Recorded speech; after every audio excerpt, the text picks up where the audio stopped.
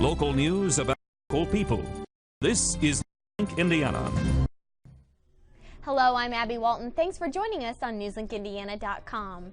Muncie police would like to know who shot at the front windows of the clubhouse at Windermere Apartments. The windows lead to the complex's workout room. The shots went into the building, but no one was hurt. Police won't release details because they're still investigating the crime. One officer told Newslink Indiana he thought it was a case of vandalism. Some employees inside the building didn't even hear the shots. An email sent earlier this evening did not release any details, but asked residents to report any suspicious activity to management and 911 immediately. Two teens from the Youth Opportunity Center in Muncie came back from Michigan in handcuffs after a high-speed chase in a car police say they stole. The chase began late Tuesday night when police in Steuben County spotted a car speeding away from a gas station. The car was stolen in Muncie, allegedly by a 13- and 16-year-old. Michigan State Police used stop sticks to deflate the tires after the chase reached speeds of 20 miles an hour near the town of Bellevue. Prosecutors from the area are charging the teens with 2 felony charges. Charges in Muncie are still pending. The low temperatures coming in the next couple nights are a reminder that heaters will soon be humming. Newslink Indiana's Holly Samuels shows us how you can warm your home wisely.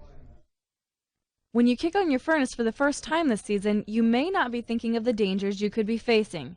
Every year, heating and cooling companies spot safety hazards that you could have prevented. Daily, we find situations that are dangerous. Heating your home with gas, whether with a furnace or a space heater, can not only cause fires, but can give off carbon monoxide. If you have a portable gas, then most of them need to be vented if they're in a very small area.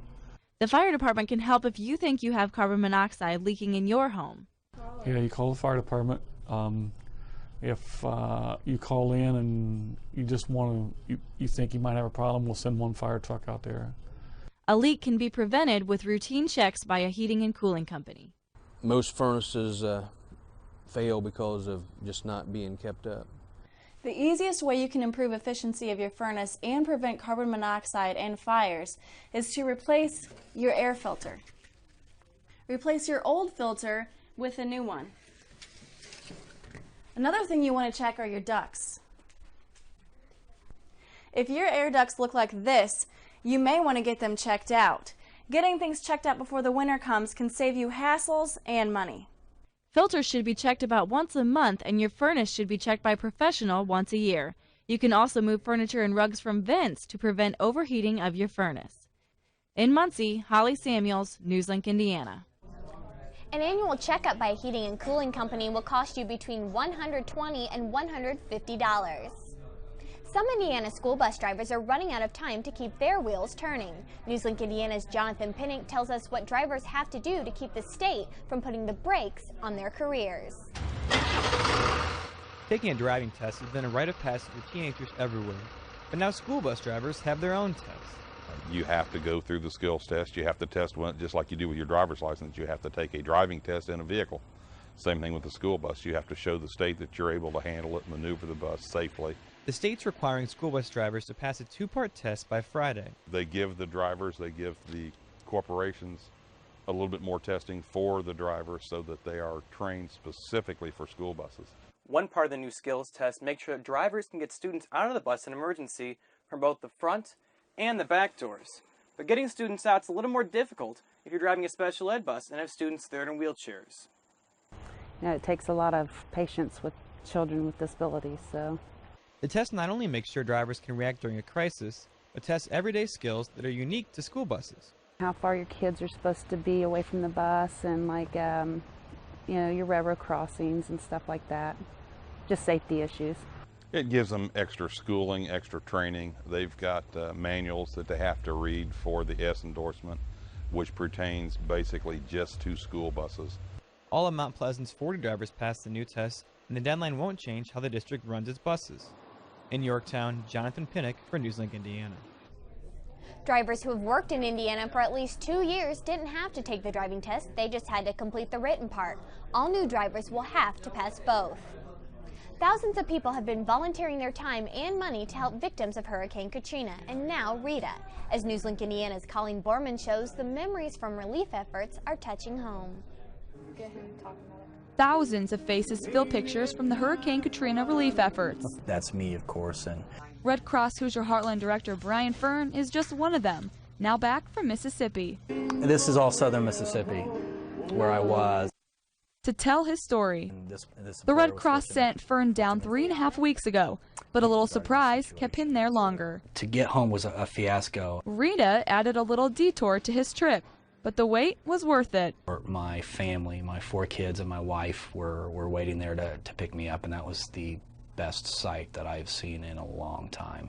And sights weren't the only memories he left with. The smell was something that I will never forget. The mix of sewage, contaminants from the ocean, and the smell of rotting flesh. With a mix of emotions he took home from Mississippi, both good and bad. It's ever present in my mind. The experience is with him forever. In Muncie, Colleen Borman, Newslink, Indiana. The American Red Cross chapter in Muncie has sent more volunteers to the Gulf Coast than any other chapter in Indiana. So far, the National Red Cross has raised more than $1 billion for relief efforts. Now here's Ina Segal with a look at our forecast. And Ina, we have been having some beautiful weather lately, but is it going to stick around? We certainly have been seeing some beautiful weather, and more like fall-like weather. And we're going to see a brief pause because of an approaching cold front moving into our area. But however, Taylor University did see a wonderful day today. They saw beautiful skies and comfortable conditions as we started our fall. If we take a look at the satellite radar picture, that is the image that we are working with right now. There is an approaching cold front. As you can see, it's off to the west of us. This is what's going to be our rainmaker heading into today. The satellite radar picture is already showing the clouds moving in from the west, and this is what's going to be giving us it's actually riding along a cold front, bringing us with some rainy conditions heading into today. The good news is it's going to push off to the west, to the east of us, leaving us with some comfortable conditions Thursday and mostly clear conditions. However, for tonight, that cold front is going to cool our temperatures down considerably. We're looking at a low 47 degrees. Evening showers, I won't rule out an isolated thunder shower or two. And it will be on the breezy side because our winds are going to be shifting out of the north. For tomorrow, we're looking at mostly sunny conditions, breezy and cool. However, we are going to warm up our temperatures, but not considerably. We're looking at a high of 64 degrees and winds out of the north.